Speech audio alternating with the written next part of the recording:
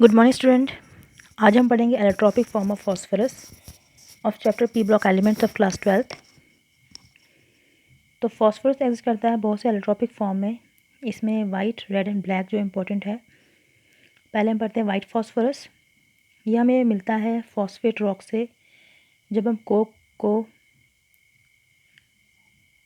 जब हम यहाँ पे करते हैं, ये हमें फॉस्फेट रॉक से मिलता है। जब हम फॉस्फेट रॉक को हीट करते हैं कोक के साथ एंड सैंड के साथ इलेक्ट्रिक फर्नेस में एट 1773 केल्विन पे, तो कैल्शियम फॉस्फेट लिया, उसमें सिलिकॉन ऑक्साइड ऐड किया 1773 केल्विन, तो कैल्शियम सिलिकेट मिलेगा। साथ में P4O10 P4O10 को कार्बन के साथ करेंगे कंबाइन तो हमें मिल जाएगा P4। इसका स्ट्रक्चर कुछ इस तरीके से होता है। ये एग्जिट करता है as P4 unit. 4sp3 hybridise phosphorus जो होते हैं वो कॉर्नर पे होते हैं, तो एंगल 60 बना रहे हैं वो, जैसे यहाँ पे दिखाई दे रहा है। हर एक फॉस्फोरस एटम जो है लिंक्ड है 3 अदर फॉस्फोरस एटम के साथ, कोवलेंट बॉन्ड के साथ, जिससे वो अपना फॉस्फोरस अपना ऑक्टेट कंप्लीट कर रहा है। Octet mean 8 electrons. अगर हम इसमें लाइट में रखें तो वाइट फॉस्फोरस येलो हो जाता है, इसलिए हम इसको येलो फॉस्फोरस भी बोलते हैं। अब प्रॉपर्टीज़ इसकी क्या है येलो वाइट और येलो फॉस्फोरस की? Physical state, colour and smell. ये सॉफ्ट है, ट्रांसलेट है, वैक्सी वाइट सॉलिड है, गार्लिक ऑर्डर है इसका। सॉफ्ट होने के साथ ये हम इसको नाइफ के साथ कट कर सकते हैं। ये बड़ा पॉइजनस है, तो जो इसमें काम करेगा जहाँ पे वाइट फॉस्फोरस बन रहा होगा उसे एक बीमारी हो जाती है, इसे फॉस्फोजा बोलते हैं, जिसमें हमारी जो जॉ बोन्स हैं वो डिके होना शुरू हो जाती हैं। मतलब ये जो जामुन की बोन्स हैं वो ख़त्म होना शुरू हो जाती हैं। Melting and boiling point.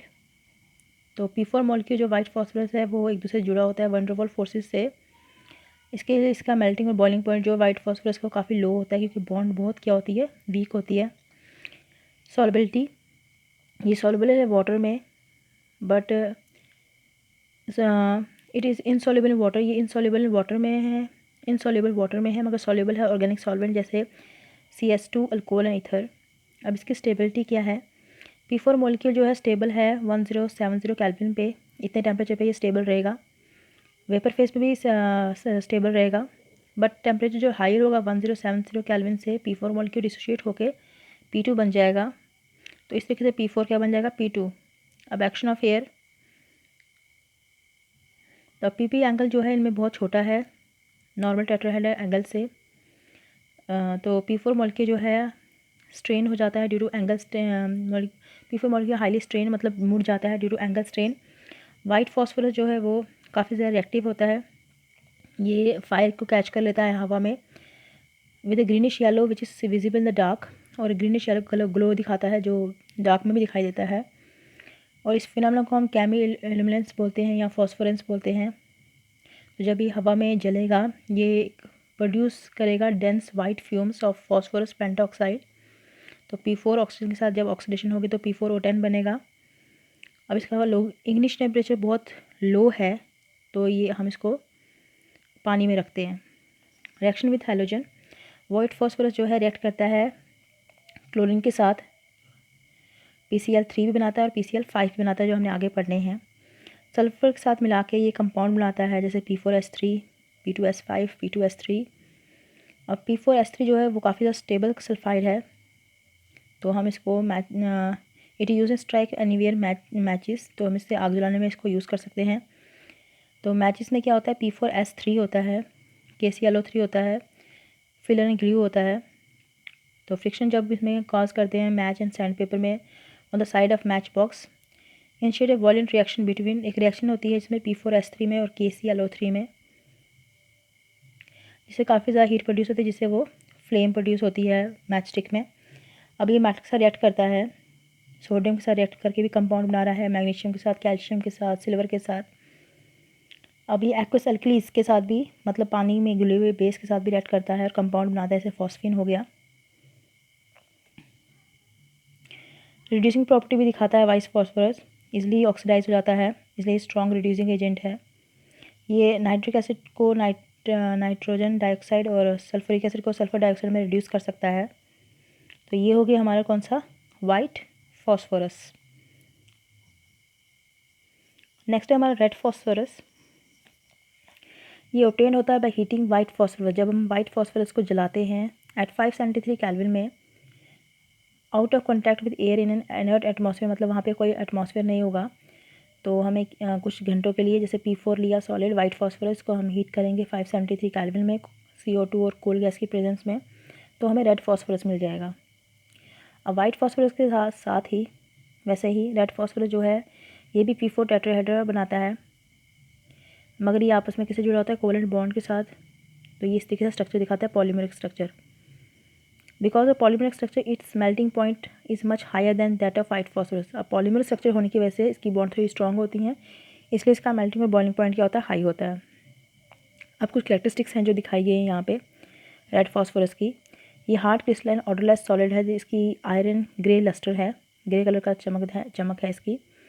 Non poisonous है, इंसॉल्युबल है वाटर में और ऑर्गेनिक सॉल्वेंट में भी सॉल्युबल नहीं है।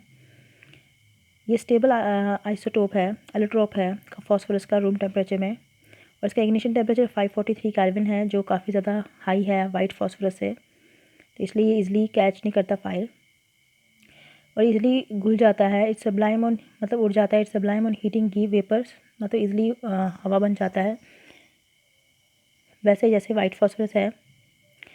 It is denser than white phosphorus, ये डेंसर है वाइट फॉस्फोरस के कंपैरिजन में, और बैड कंडक्टर है इलेक्ट्रिसिटी। अब पॉलीमरिक होने की वजह से ये लेस रिएक्टिव है वाइट फॉस्फोरस से।